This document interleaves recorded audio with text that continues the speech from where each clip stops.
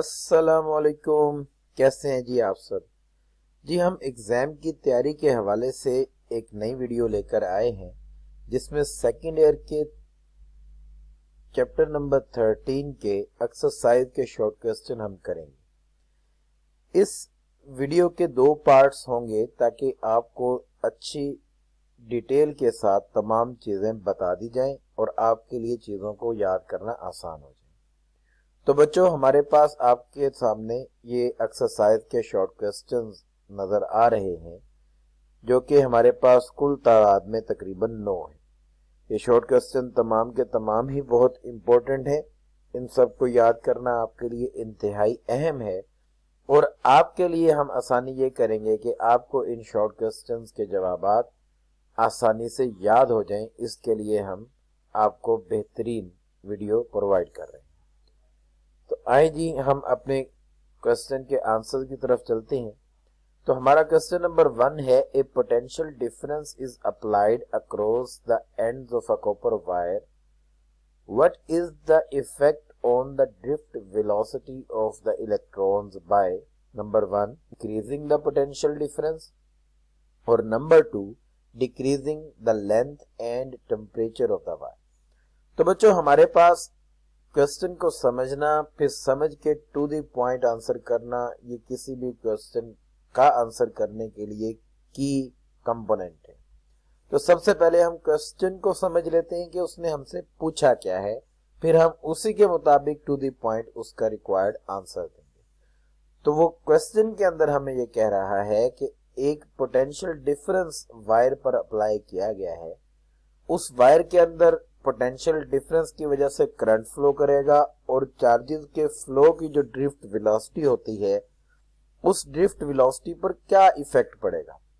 क्या करने से, अगर आप पोटेंशियल डिफरेंस इंक्रीज कर दें या आप डिक्रीज कर दें लेंथ और टेम्परेचर ऑफ द वायर।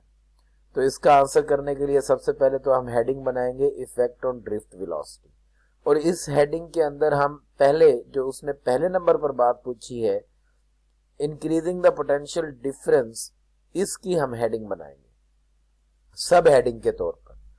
तो देखिए जी, a potential difference is applied across the ends of a copper wire by increasing the potential difference drift velocity of the free electron increases. जो हमने पिछली वीडियो में आपको बताया था कि हम क्वेश्चन के अंदर सही जवाब बनाने की कोशिश करेंगे ताकि हमें एक्स्ट्रा फिक्रे और फजूल चीजों से बच के रहना पड़े। तो a potential difference is applied across the ends of a copper wire question की ही स्टेटमेंट थी, इसी को हमने क्वेश्चन के आंसर में भी लिखा। Bye increasing the potential difference drift velocity of the free electron increases. Potential difference को इंक्रीज करने से इसकी ड्रिफ्ट वेलोसिटी जो है वो इंक्रीज करेगी। दूसरा पॉइंट उसने पूछा है decreasing the length and temperature of the wire. तो ये हमारी दूसरी सब हेडिंग आ गई कि इसके करने से क्या होगा। तो हमने वही वाला फिक्रा दोबारा लिखा, a potential difference is applied across the ends of a copper wire. आगे लिखा जी by decreasing the length and temperature of the wire, वही जो हेडिंग के अंदर हमने लिखा हुआ है, its resistance decreases so drift velocity of the free electron again increases.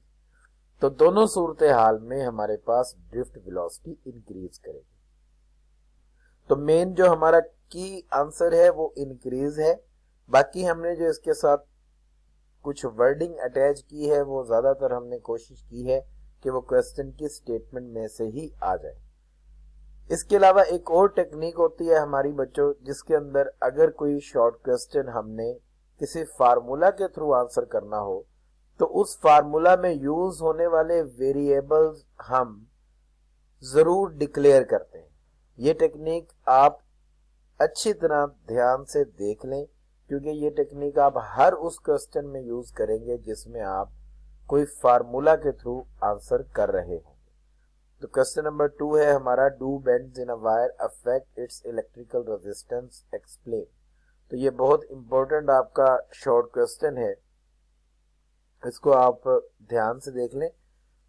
तो बेंड्स इन अ वायर हमने हेडिंग दे दी और अब हमें इलेक्ट्रिकल रेजिस्टेंस का फार्मूला जो है वो पता होना चाहिए और वो हमें पता है the resistance of a conductor is given by the formula R equals rho L over A. अब देखें हमने एक फार्मूला इस्तेमाल किया है किसी शॉर्ट क्वेश्चन का आंसर करने के लिए, तो जो जो वेरिएबल हम इस फार्मूला में यूज कर रहे हैं R, रो, L और A, इनको पहले हम वर्डिंग में जरूर लिखेंगे। तो where L is the length and A is the cross section area of the conductor, the rho electrical resistivity of the material which depend upon the nature of the conductor। तो ये हमारे पास बच्चों simple सा जो हमने formula लिखा उसके variables को डिक्लेयर कर दिया। अब चूंकि उसने पूछा था बेंड्स क्या अफेक्ट करते हैं, तो हम देख रहे हैं कि बेंड्स से रिलेटेड कोई भी वेरिएबल, बेंड्स के आ जाने से ना लेंथ चेंज होती है ना एरिया चेंज होता है। रेजिस्टेंस मटेरियल पर और डायमेंशन पर डिपेंड करती है, जबकि बेंड्स के आ जाने से डायमेंशंस चेंज नहीं होती, ना ही जियोमेट्री चेंज होती है। तो hence the resistance of a conductor depends upon geometry and nature of the conductor. तो जो उसने पूछा था do bends in a wire affect, तो इसका जवाब नो बन जाएगा। Hence bends in a conducting wire don't affect its electrical resistance. मतलब हमने क्वेश्चन को थोड़ा सा तूल भी दिया है, थोड़ा सा लेंथी भी किया है, इसके जवाब को इक्वेशन यूज की है, इक्वेशन के वेरिएबल डिक्लेयर किए। ये बहुत इंपॉर्टेंट प्रैक्टिस है, ये अक्सर पूरी बुक के हर एक्सरसाइज के शॉर्ट क्वेश्चन में आपको नजर आएगी। तो आप इस प्रैक्टिस को लाजमी देखें और इस प्रैक्टिस को फॉलो भी किया करें। क्वेश्चन नंबर 3 देखते हैं जी। वो पूछता है what are the resistances of the resistors given in the figure A and B, what is the tolerance of each, explain what is meant by tolerance. तो रेजिस्टेंस आपने फाइंड करनी है, कलर कोड आपको दिए हुए हैं। आपको एक बात याद रखनी चाहिए कि ये क्वेश्चन बगैर फिगर के भी आ सकता है, वो आपको डायरेक्ट कलर बता दे कि फर्स्ट बैंड ब्राउन है, सेकंड बैंड ग्रीन है, थर्ड बैंड रेड है और फोर्थ बैंड गोल्ड है। तो आप ये ना सोचिएगा कि डायग्राम वाला शॉर्ट क्वेश्चन है, पेपर में नहीं आता, पेपर में ये आ सकता है। तो कलर कोडिंग के हवाले से पहला बैंड पहला डिजिट तो 1, दूसरा बैंड दूसरा डिजिट तो 5 और तीसरा बैंड नंबर ऑफ जीरोस होते हैं तो वो रेड। तो 1500 हमारे पास रेजिस्टेंस आ गया।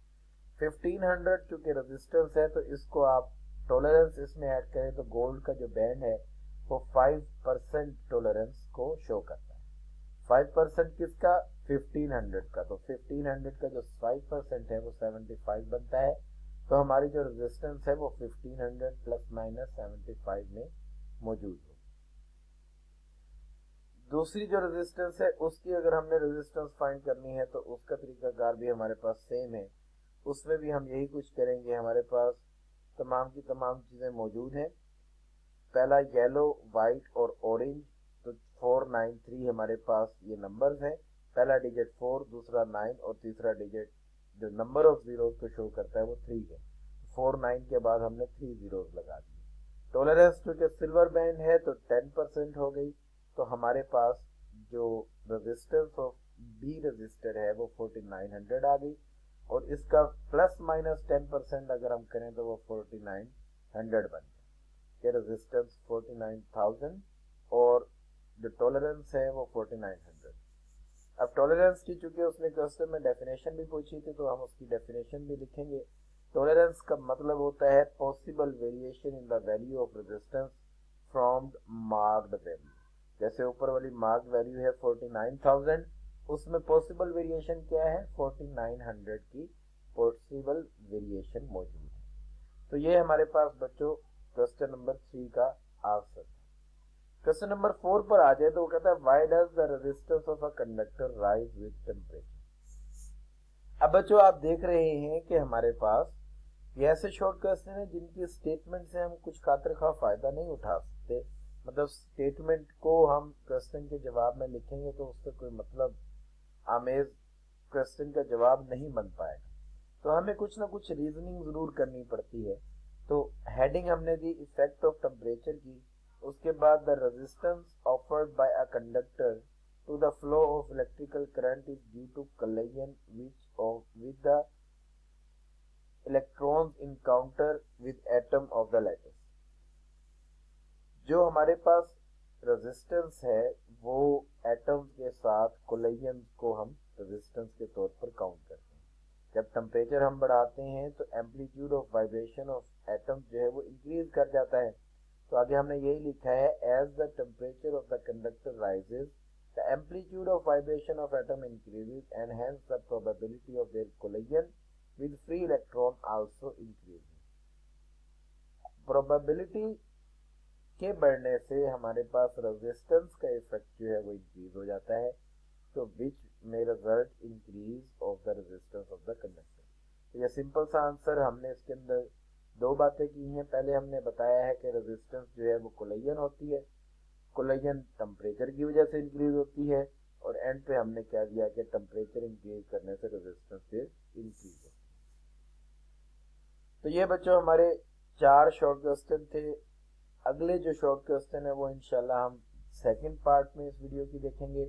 आप सबसे गुजारिश है कि इस वीडियो को ध्यान से देखें, क्वेश्चंस के आंसर को समझें और पेपर अटेम्प्टेशन का खास ख्याल रखें।